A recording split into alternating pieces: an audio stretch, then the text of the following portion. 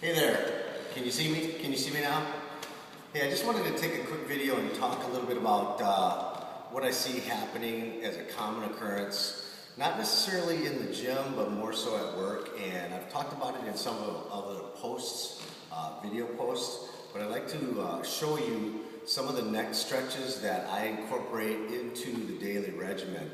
Now, with my body and what I'm doing, that's going to affect my particular pattern of movements is different than what's going to happen with yours. And each of us is different. So once you've had a chance to come in or we've worked together, I help you put together your basic exercise prescription.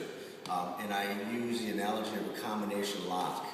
Basically, right 10, left 30, right 15 opens the door. Well, when we exercise, a lot of times we start to establish certain patterns. And for example, just like the way I stand, this is another pattern that we all have, or when you're at work or driving your car. But you also, when having those patterns of movement that you have outside of the gym, you bring them into the gym, and then you start to exercise. And this is where we see a lot of CrossFit injuries, and I do heavy-duty repair on CrossFit injuries, heavy-duty repair on, well, there's a big box gym about 100 feet from my front door, and unfortunately a lot of the experience that people have when they go to the gyms is a little less than ideal, and the experience of the person helping them, trainer or whomever, may not be as experienced at that point, and they'll do some things that are contraindicated to the individual's particular pattern or dysfunction. So I want to show you some real simple things here on a series of videos. This is just one of many, but one of the things that I see particularly with a lot of people that are in an office environment is the neck posture, that forward head posture, like this. And it may not be as exaggerated as that, or the forward shoulder posture.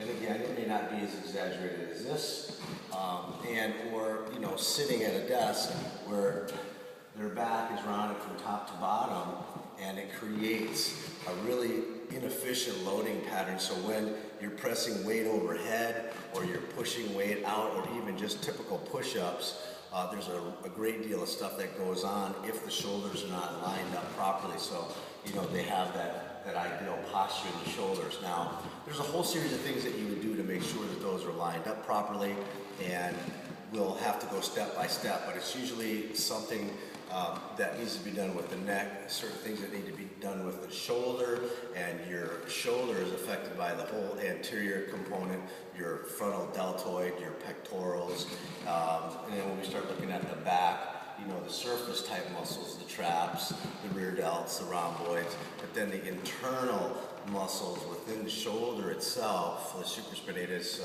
infraspinatus, teres minor, and subscapularis, those help with your rotator cuff. So a lot of people have these imbalances from whatever they've been doing, and they take that into the gym and they start doing their thing, and then they get hurt. And I'll see a lot of this, rubbing of the neck, or my shoulder or my elbow, and it's, all I need to do is just see it happen once or twice, and I'm usually on it, and I can see that there's something that needs to be addressed. So let's take a look at some of the most common things that happen for people, starting from the top down, and I'll deal with these over a series of days.